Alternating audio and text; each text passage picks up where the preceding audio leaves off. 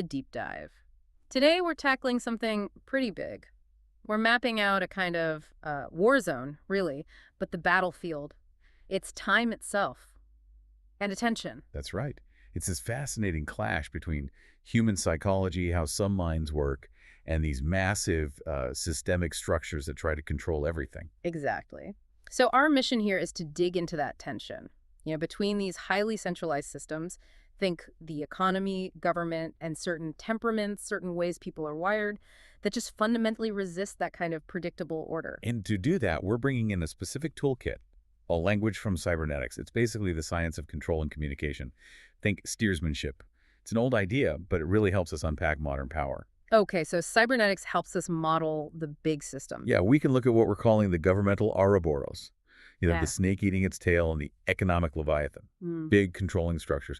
And then we contrast those with the individuals resisting, the ones we're calling the time benders. It sounds like a clash of speeds almost. Different dimensions colliding. We're pulling from sources looking at control theory, media, corporate power, and even the neuroscience of attention. All trying to answer. How are individual minds structurally fighting back against this kind of institutional pressure and this digital world we're in? Is it really new, or is it in some ways a throwback, a regression to just passive consumption? It feels like a fight for who controls the narrative, who controls the future, and you're saying it starts with understanding how the brain itself is wired. That's the absolute crucial starting point, because cybernetics, when you apply it, it immediately shows this profound mismatch.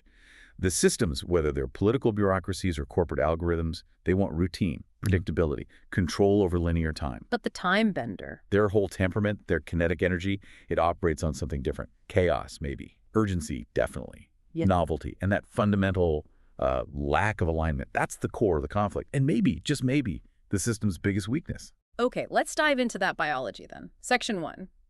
How time gets biologically bent. You mentioned these time benders, maybe people with ADHD-style motivations, operating in a separate temporal dimension. That sounds pretty wild. What defines that? It's defined by necessity and immediacy. That's the key. Think of the normal way society runs time. The calendar, the clock. That's like the standard operating system, right? Linear, predictable. Okay, yeah. The time bender's brain, it seems, runs on a parallel OS, a totally different system. And it only really boots up, it only activates when faced with absolute necessity, real urgency, or something incredibly interesting. So it's not just procrastination, it's a different trigger mechanism. Exactly. It puts them immediately at odds with the conventional calendar, which assumes things get done because they're important or scheduled far in advance.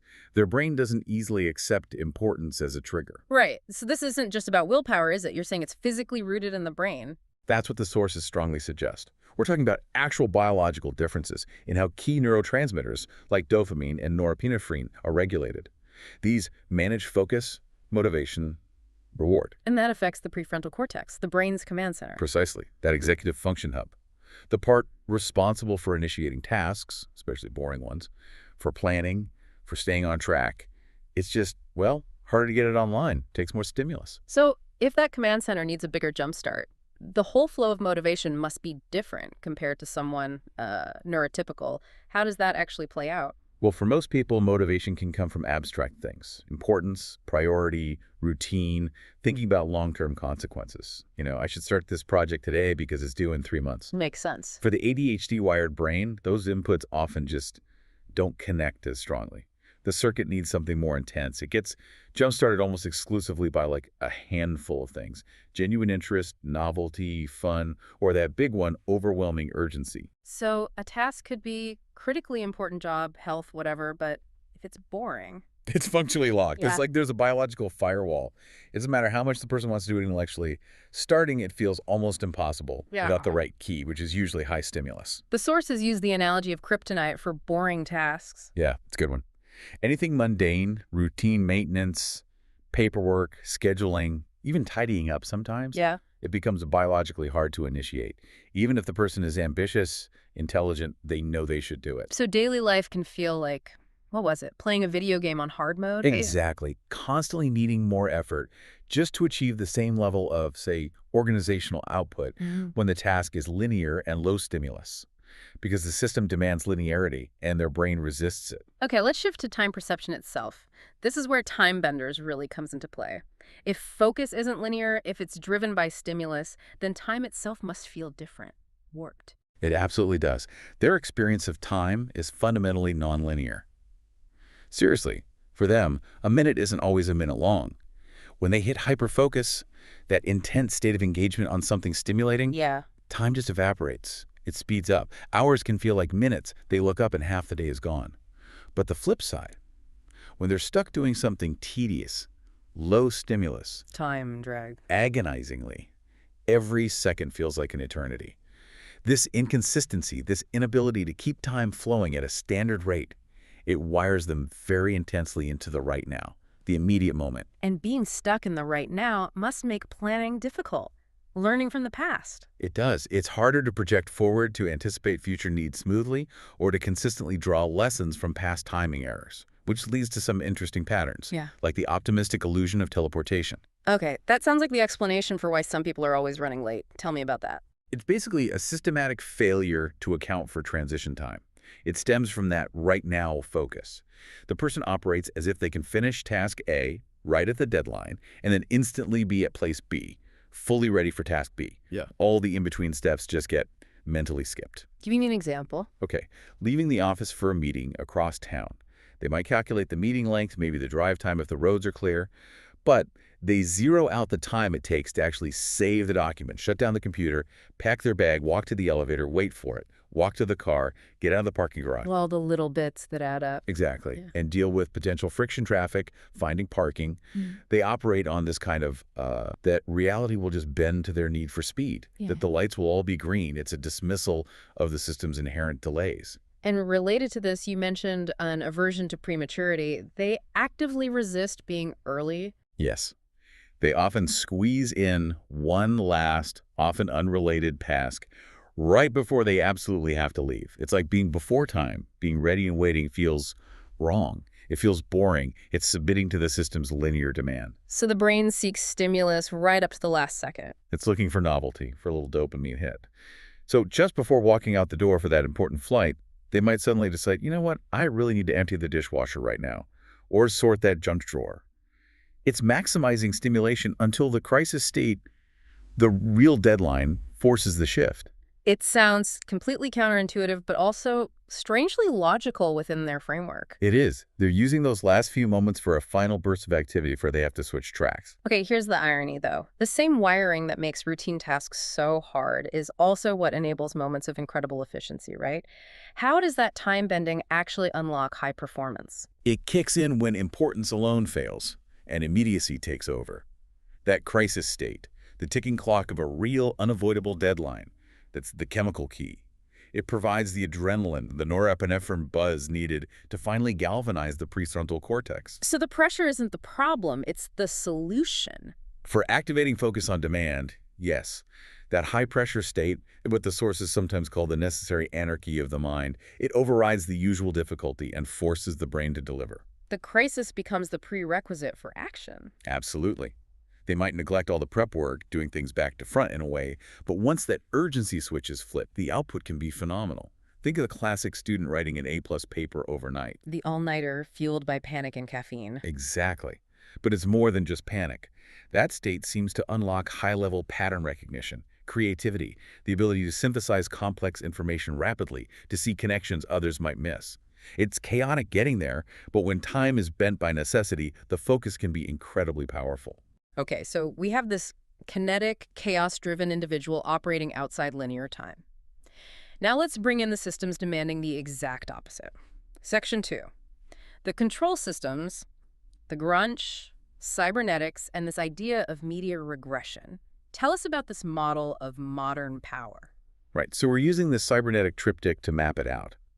At the macro level, you've got these two dominant sort of non-human subsystems, the Ouroboros, representing government, and the Leviathan, representing the global economy. Why those mythical names? because they capture that sense of systems that are self-perpetuating, almost immortal, operating beyond individual human control. They have their own logic. And they operate differently based on their function, different cybernetic principles. They do. The Ouroboros, the government, the bureaucracy, operates on second-order cybernetics. That means it's operationally closed, autopoietic, Autopoietic. self-creating, self-defining.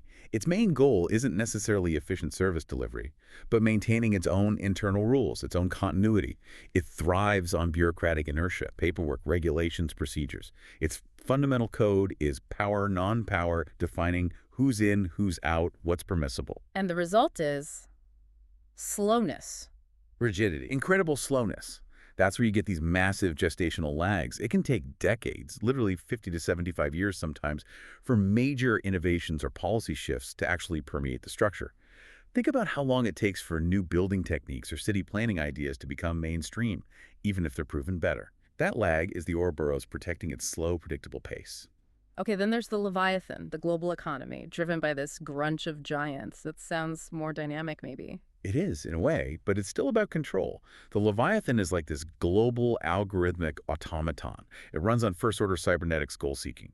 Its goal is optimization, achieving equilibrium through feedback loops like prices. It aims to eliminate human error, contingency, unpredictability, smooth functioning above all. And the grunge of giants is driving it? What's that? That's the term for the supranational corporate conglomerate, the interconnected network of massive corporations. Their code is simple, payment, non-payment. Access is determined by economic participation. Okay, let's unpack the grunge's power. The sources describe them as potentially soulless and heartless, but also acknowledge their efficiency, right, at achieving their specific goals. That's the paradox. They are hyper-efficient at optimizing for profit and control within their defined rules. And that power, according to the sources, rests on 4 key pillars. Understanding these helps understand the system we're in. Pillar 1, monopoly on know-how. This isn't about owning factories. Not primarily. Real power today comes from metaphysical wealth, the invisible stuff. Proprietary algorithms, advanced material science, the cybernetic control systems themselves. The argument is that the public paid for the R&D, mostly through military and space programs decades ago. And then it was transferred. Transferred gratis for free to private corporations. So they own the invisible infrastructure, the critical knowledge for complex production. That control is pillar number 1. Okay, public invention, private profit. What's pillar 2? Legal protection. Legal contrivance. Specifically, the modern function of limited liability. This idea has old roots, like protecting investors if a ship sank. But today it's seen as institutionalized selfishness. It means shareholders are shielded from deaths or losses beyond what they initially invested, no matter how badly the corporation messes up, environmentally, socially, financially. So investors get the upside, but the downside is legally capped, even in catastrophe. That sounds like a system designed to eliminate risk for the owners. It's a powerful legal shield. The corporation itself, this abstract entity, is protected by the rules set by the Ouroboros, the government. It diffuses accountability away from individuals. Pillar 3 challenges how we talk about the economy. Economic deception, specifically around inflation. Right. The sources argue we shouldn't just accept inflation as natural. They call it unilateral price advancing. Because technology that know-how from Pillar 1 is constantly making the real cost of production, energy, materials, time, go down. Wait, if things get cheaper to make, why do prices go up? To increase shareholder dividends, to grow that metaphysical wealth concentration. The grunge, this corporate giant, just arbitrarily raises prices, manipulating the economic scoring system. Since the price hikes aren't tied to actual increased costs or scarcity, the argument is that people who don't own shares are essentially being legally robbed, paying more for things that are fundamentally cheaper to produce. And this only works if people don't realize it. Which brings us to Pillar 4, cultivated ignorance. The whole system relies on most people having conditioned reflexes, not questioning the fundamentals. If everyone understood limited liability or how prices are really set, the game might change. So distraction, information overload, complexity, these are tools to maintain that ignorance. And the media plays a huge role here. This brings us to that phrase, TV ate social media. What does that really mean? It points to a functional regression. Social media promised interaction, user creation, right, a two-way street. But the economic incentives pushed it back towards the old TV model. How so? Because the business model is selling attention. And passive attention, where someone just scrolls and watches, is easier to package and sell for longer periods. So platforms optimize for video, Think about McLuhan's idea of hot media-dense information, low participation. Like watching a high-def video, it nudges you into being a passive spectator. So technologically new but functionally old, just sitting and consuming like we did with broadcast TV. In terms of the user's role, yes, but the source has stressed that the mechanism now is qualitatively different Okay. and much more dangerous. Oh. Engineered addiction. It's not just scheduling shows, it's algorithms learning you personally. The smartphone becomes, and this is a stark phrase, a hypodermic needle delivering digital dopamine. It's optimizing relentlessly for engagement, not well-being. And what engages us most? High emotional valence. Outrage, moral judgment, tribalism, disgust. Content triggering strong emotions gets shared way more, like 40% more spread apparently. The system learns your triggers and feeds them to you, trapping you in this high stimulus, often manipulative loop.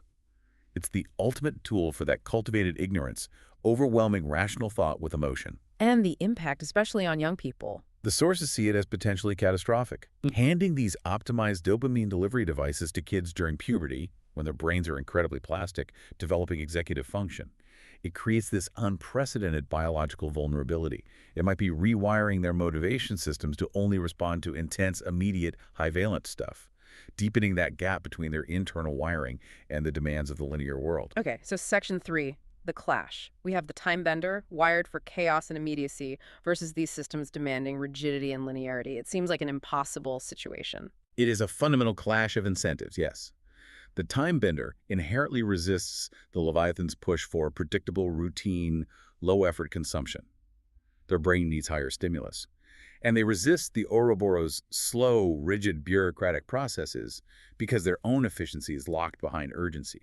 They need that anarchy of the mind to perform, which is the... But you mentioned this rigidity might be the system's fatal flaw. That's the paradox. We have instant global information, but the sheer volume overwhelms the leaders in these rigid structures.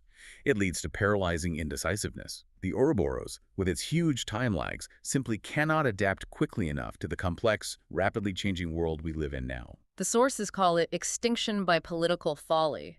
The system is too slow and brittle to survive. That's the risk. It's designed for a simpler, slower world, perhaps. And this is where cybernetics again offers a crucial insight. W. Ross Ashby's law of requisite variety. Requisite variety, what's the principle? Basically, for a system to effectively control or regulate another system, or its environment, it must possess at least as much complexity or variety as the system it's trying to manage. Think of steering a ship in a storm versus calm seas. You need more complex steering actions, more variety for the storm. Okay, so the control system needs to match the complexity of what it's controlling. Exactly. Now, the grunge and the bureaucracies, they operate on low variety. They rely on simplifying things.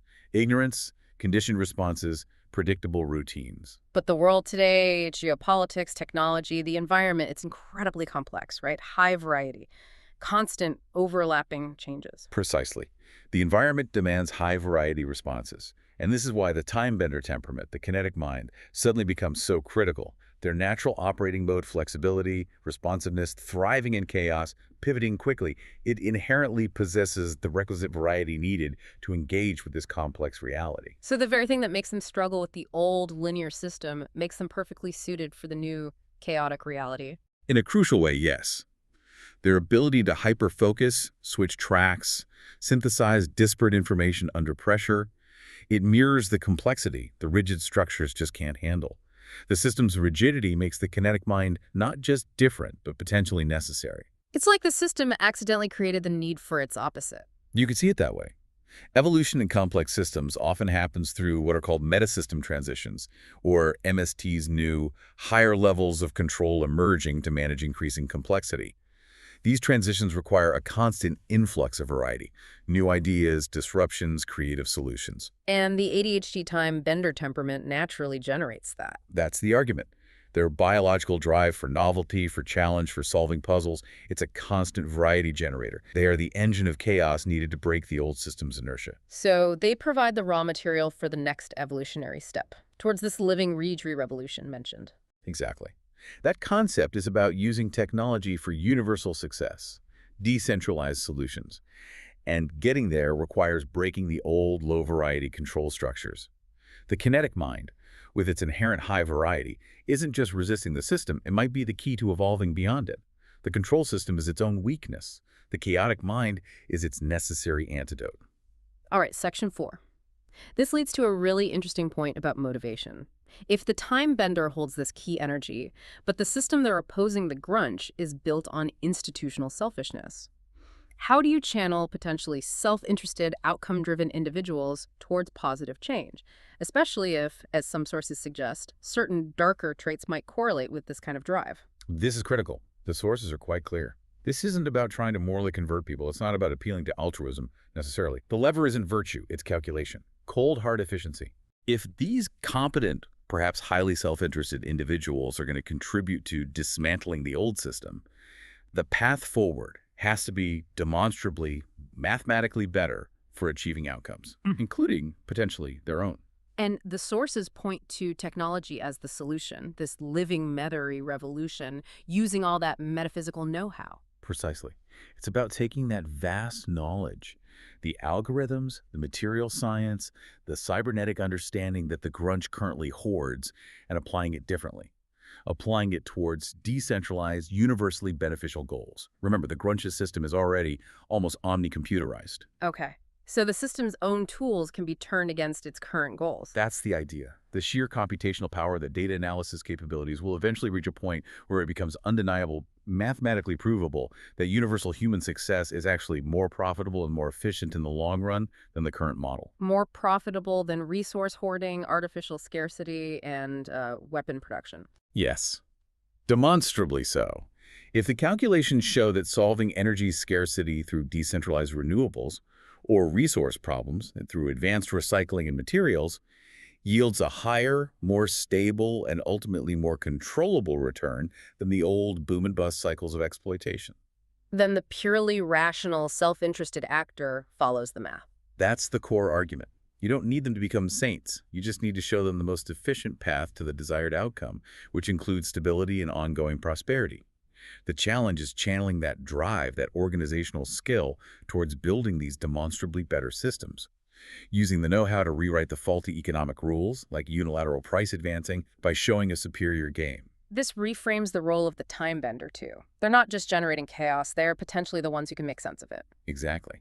In a world drowning in data where leaders are paralyzed by information overload, the ability to hyper-focus, cut through the noise, see the underlying patterns, and synthesize solutions becomes incredibly valuable.